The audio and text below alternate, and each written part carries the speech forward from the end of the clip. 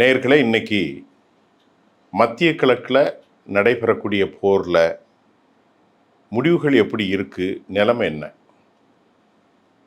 இப்போது ஒரு அறிவிப்பு என்ன வந்திருக்குன்னா, ஐக்கிய அரபு அமீரகம், அதாவது துபை, ஒரு 7 நாடுகள் உங்களுக்கு தெரியும். அபுதாபி, ராஸ் அல் கைமா, ஷார்ஜா, இன்னும் ஒரு 4-5 நாடுகள். அதில் ரொம்ப வளமான நாடுகள், ஓரளவுக்கு பெரிய பணக்கார நாடு துபை, அதற்கடுத்து அபுதாபி, அதற்கடுத்து ஷார்ஜா, இப்படி தான் இருக்குது. மற்றதிலலாம் ராஸ் அல் கைமாலாம் அவ்வளவு பெரிய செழிப்பான பகுதியில் கிடையாது. ஒவ்வொரு இந்த அமீரகத்துக்கும் ஒரு மன்னர், அமீரகத்தினுடைய ஆட்சி என்பது மன்னர் ஆட்சி. அந்த அமீரகம் ஒரு இஸ்லாமிய கண்ட்ரி அப்படின்னு சொன்னாலும் அங்கே இஸ்லாமிய, அதாவது துபையிலேயோ அபுதாபியிலேயோ ஒரு இஸ்லாமிய ஆட்சிக்கான அந்த அடிப்படைகள் கிடையாது. உலகத்தில் பண்பாட்டு ரீதியாக அனைவரையும் ஒருங்கிணைக்கக்கூடிய ஒரு பெரிய, என்ன சொல்கிறது, ஒரு பெரிய அளவிலான எல்லா கேளிக்கைகளும் உண்டான ஒரு நாடு தான் துபை. துபையில் நீங்கள் பார்த்தீங்கன்னா உலகத்தில் இருக்கக்கூடிய எல்லா தொழிலதிபர்களும், சினிமா நடிகர்களும், சினிமா நடிகைகளும், சூதாட்ட கேபிள்களும், உலகத்தில் மிக பெயர்ந்த ஒயின்கள் எல்லாமே உண்டு. அப்போ அந்த நாடு இஸ்லாம் நாடு என்று சொன்னால் சில நேரங்களில் இப்போ ஆப்கானிஸ்தான், எமிரேட்ஸ் வறுமை, ஆனால் அங்கே எதுவுமே கிடையாது. ஒரு பேச்சுக்கு சொல்ல வர. அப்போ அவங்க என்ன சொல்கிறாங்க, துபை நாட்டில் இருக்கக்கூடிய இஸ்லாமிய அறிஞர்கள், வெளிநாட்டர்களை கவர்வதற்கு நாங்கள் இதுவையும் வைத்திருக்கிறோம், ஏராளமான பள்ளிவாசலையும் கட்டியிருக்கிறோம், உங்களுக்கு எது தேவை என்றாலும் அதை நீங்கள் தேர்ந்தெடுத்து போங்க அப்படின்னு ஒரு புதிய விளக்கத்தை துபை கொடுத்திருக்கிறது. துபை என்றால் அமீரகம். இப்போ இந்த நிலையில் ஈரானுடைய மத்திய கிழக்கு போரில் அதிகம் பாதிக்கப்பட்ட அரபு நாடுன்னு சொன்னா அது துபை தான். காரணம், அந்த நாட்டில் இப்போது எந்த தொழில் சார்ந்து ஃபினான்ஷியல் செக்டராக இருந்தாலும், ரியல் எஸ்டேட்டாக இருந்தாலும், ஆன்கோயிங் ப்ராஜெக்ட் பற்றி பேசக்கூடிய நடவடிக்கைகள் எல்லாமே மௌனிக்கப்பட்டு விட்டது. யாரும் இப்போ வர்றதில்லை, தங்குறதில்லை, சுற்றி பார்க்குறதில்லை. ஏன்னா ஈரானுடைய போர் பதட்டங்கள், ஈரான் ஏற்படுத்தியிருக்கக்கூடிய தாக்குதல் வியூகங்களில் மிகப்பெரிய அளவில் அவர்களுக்கான பாதிப்பு உருவாகிவிட்டது. அப்போ அங்கே சுற்றி பார்ப்பதற்கு யூரோப் நாடுகள்லேருந்து யாரும் வரல, அமெரிக்கா ஐக்கிய நாடுகள்லேருந்து யாரும் வரல. இப்போ அதிகமாக அவர்கள் விரும்பக்கூடிய அளவிற்கு ரஷ்யா நாடு, இந்தியா, ஆசிய நாடுகள்லேருந்து கூட, ஆசிய நாடுகளில் சீனா இருக்குது, இந்தியா இருக்குது, பெரும் செல்வந்தர்கள் வாழக்கூடிய சிங்கப்பூர், ஹாங்காங், பேங்காங், இப்படி ஏராளமான நாடுகள், ஜப்பான்லேருந்து வருவாங்க, கொரியாவிலேருந்து வருவாங்க. யாருமே சுற்றுலா பயணத்திற்கு மத்திய கிழக்கு போகிறதும் இல்லை, குறிப்பாக துபைக்கு யாரும் போகிறதில்லை.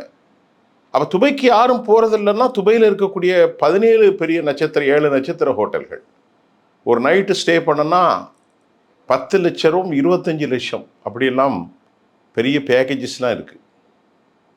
அப்படிப்பட்ட ஒரு நாட்டில் இப்பொழுது ரியல் எஸ்டேட் வருமானம், சுற்றுலா பயணிகள் வருமானம், இப்போ புரூஜ் கலிபாவுடைய தங்குதல் வருமானம், ஏனைய ஹோட்டல்களின் வருமானம், பொருட்கள் விற்பனையின் வருமானம் எல்லாம் இல்லாமல் இப்பொழுது அவர்கள் கையை சுட்டு கொண்டிருக்கிறார்கள். அது மட்டும் இல்லை, துபையில் இருக்கக்கூடிய அந்த எமிரேட்ஸினுடைய கத்தர், துபையில் இருக்கக்கூடிய இந்த மாதிரி விமானங்களும் கூட இயக்கப்படுவதற்கு பொருளாதார நிலை இல்லாத ஒரு சிக்கலும் அங்கே காணப்படுது.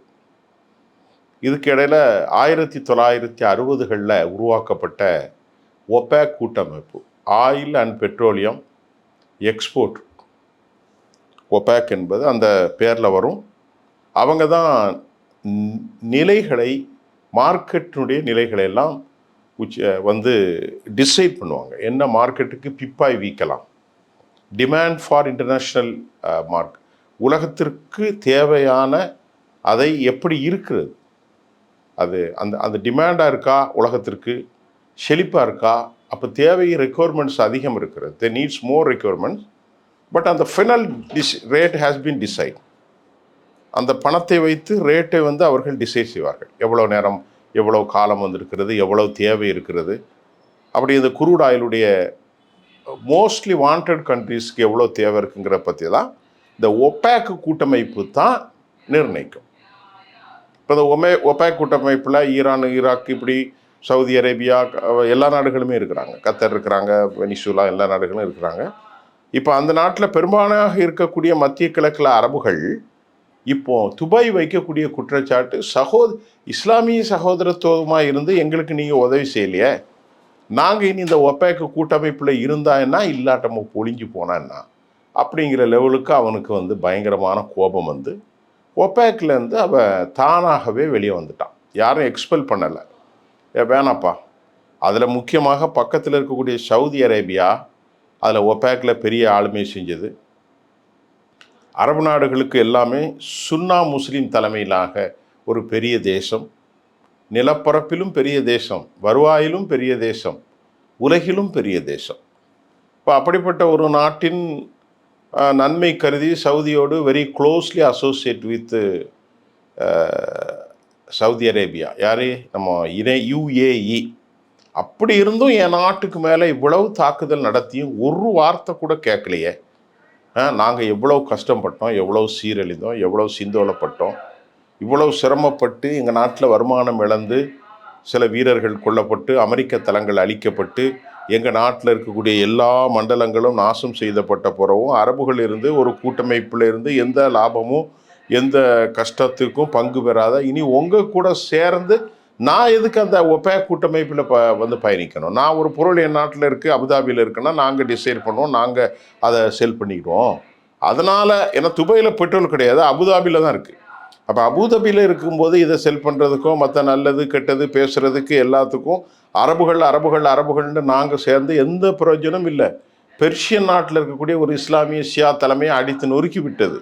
அதனால் நான் இனி இந்த ஒப்பேக் அமைப்பில் ஒப்பேக் கூட்டமைப்பில் தொடர்ந்து எங்களுக்கு பயணிப்பதற்கு விருப்பமும் இல்லை, ஆர்வமும் இல்லை, வெளியே போகிறேன்னு வெளியே போயிட்டாங்க. இப்போ நமக்கு இருக்கக்கூடிய கேள்விகள் என்னவென்றால், அவங்க என்ன சொல்கிறாங்க, அதோட நாங்கள் கஷ்டப்பட்டு அடி வாங்கி கொண்டிருக்கும் போது எங்களை காப்பாற்றினது யார் தெரியுமா? யூதர்கள் தான் காப்பாற்றினார்கள். யூதர்கள்னா இஸ்ரேலிகள். எங்கள் நாட்டுக்குள்ள ஈரானுடைய மிசைல் தொழில்நுட்பம் விழப்போது அதை ஓரளவுக்கு தடுக்க முடிஞ்ச காரணம் யார் என்று சொன்னால் இஸ்ரேலுடைய அயர்ன் டோம் ஏர் டிஃபென்ஸ் சிஸ்டம் மட்டுமே எங்களை காப்பாற்றியது. அதனால் நாங்கள் வரும் நாட்களில் இஸ்ரேலோடு தோழமையோடு பயணிக்க போகிறோம், அமெரிக்காவோடு தோழமையோடு பயணிக்க போகிறோம் அப்படின்ட்டு அவர்கள் குண்டை தூக்கி போட்டு விட்டார்கள். அப்போ இதனால் வரைக்கும் இவங்க யார் அப்படிங்கிறது தெரிந்து விட்டது. இஸ்ரேல் என்பது ஒரு ஆக்கிரமிப்பு தேசம், இஸ்ரேல் என்பது ஒரு செட்டிலர்ஸ் கண்ட்ரி, இஸ்ரேல் என்பது இவன் முஸ்லீம் நாடை பற்றி பேசுகிற இதே துபாய், இதே யுனைடெட் அரப் எமிரேட்ஸ் ஒரு சகோதரன் அடிபடுகிற போது கேட்கலன்னு சொன்னான். மற்ற நாடுகளில் உன்னுடைய சகோதரனான பலஸ்தீன் மக்கள், பலஸ்தீனுடைய பெண்கள், பலஸ்தீனுடைய குழந்தைகள், பலஸ்தீனுடைய முதியவர்கள் 80 விழுக்காட்டுக்கு 85 விழுக்காடு பில்டிங்கெல்லாம் அடித்து தடை செய்யப்பட்ட கிளஸ்டர் பாம்பெல்லாம் போட்டு நாசகாரங்களாக ஆக்கி ரஃபா எல்லையை மூடி அந்த பச்சை பிள்ளைகளுக்கு கூட சாப்பாடு பால் எதுவுமே இல்லை, அப்படி கொடூரமான கொலைகளை செய்தபோது முஸ்லீம் நாட்டுக்கு ஏன் நீ கேட்கல? நீனும் கேட்கல, உன் கூட்டாளியான சவுதி கேட்கல, ஒரு பசங்களுமே கேட்கலையே. ஹமாஸ் என்ன தீவிரவாத இயக்கம்னு சொன்னான், அவனை சாகடித்தது இவன் தீவிரவாதி இல்லையா யூதன்? அப்போ அந்த யூதன் கூடயே நீ செல்றா இருந்தால் இப்பொழுது இவர்கள் முஸ்லீம் நாடா அல்லது இவர்கள் யூதர்கள் முஸ்லாமிய யூதர்களா? அதாவது டொனால்ட் ட்ரம்ப் சொல்வார், நான் நிறைய பேர் இருப்பாங்க, கிறிஸ்தவ சியோனிஸ்ட் இருப்பாங்க, அவர்கள் கிறிஸ்தவமாகவும் இருப்பார்கள், சியோனிசவாதிகளாகவும் தங்களை அறிவித்துக் கொள்வார்கள். ஏன்னா ஓல்டு ஆகமத்தில் அப்படி தான் இருக்குது. ஓல்டு டேஸ்ட்மெண்ட்டில் பழைய ஏற்பாடு இருக்குது பாருங்கள், ஆதி ஆகமம், எண்ணாகமம், உபாகமம், டியூட்ரோனமி, இதில் ஒரு 10 விஷயங்கள் ஆரம்ப கட்டத்தில் அது யூதர்களுக்குரியது. அதுக்கப்புறம் புதிய ஆகமம் வந்தது, புதிய வேதங்கள் வந்திருக்கிறது, அது அவர்கள். ஆனால் என்ன தான் சொன்னாலும் அவன் இதை ஏற்றுக்கொள்ள மாட்டான். ஆகவே தான் இன்றைக்கும் விசுவாசம், ஆண்டவருடைய ராஜ்யம், ஆண்டவருடைய படைப்புன்னு அவன் சொல்லிக்கிட்டு இருக்கான். சரி, அது அவனுடைய நம்பிக்கை. நீ ஒரு இஸ்லாமிய கன்று என்றால் உன்னுடைய கண்ணுக்கு முன்னால் கொடூரமாக கொல்லப்பட்டான காசால. அதை பற்றி நீ கேட்கலையே, அதை பற்றி ஒரு வார்த்தை பேசலையேப்பா. அதுதான் முக்கியம். இன்றைக்கு மத்திய கிழக்கில் இப்போ அவங்க அறிவிச்சிட்டாங்க. இப்போ அடுத்த கட்டம் என்ன நடக்கும் அப்படிங்கிறத நாம் யூகிக்க முடியாது. இப்போ அந்த போர் தாண்டி இந்த போரின் மூலமாக ஈரான் ஒரு வெற்றி பெற்றிருக்கிறதாக சொல்லப்படுகிறது. ஈரானுடைய வெற்றி என்னவென்றால் அமெரிக்காவுடைய கூட்டணிகளை உடைத்தது வெற்றி. எல்லாரும் கோலிஷனாக அமெரிக்காவுக்கு பின்னாடி போய் கிடந்து அமெரிக்காவை வால் பிடிப்பதை விட அமெரிக்க ஆதரவாளர்கள் ஒன்றிணைய மறுக்கிறார்கள். சவுதி நீ அமெரிக்கா பக்கம்தான் நிற்பான், துபை அவன் தனியாக இருப்பான். ஆனால் ரெண்டு பேருக்குள்ள இணக்கம் கிடையாது. ஏன்னா சவுதிக்கும் சூடான் விவகாரத்திலும் ஏமன் விவகாரத்திலும் ரெண்டு மாட்டம். ஏமன் விவகாரத்தில் ஹவுதிகளை ஈரான் ஆதரித்தது. இவர்கள் வேறு ஒரு போராளி குழு உள்ளே இருக்கிறார்கள், ஏபிசியா ஏசிபிஎன், அவர்களுக்கு ஆதரவு கொடுத்தாங்க. சவுதிக்கும் யுனைடெட் அரபு எமிரேட்ஸுக்கும் மோதல் வந்து அந்த ஆயுத குழுவை வடக்கு பகுதியாக முன்னேறுவதற்கு சவுதி கூட கூட்டாளியாக இருந்தே சவுதிக்கு எதிரிகளுக்கு ஆயுதங்களை கொடுத்தனால் சவுதி தாக்குதல் நடத்தினாங்க ஏமனில்.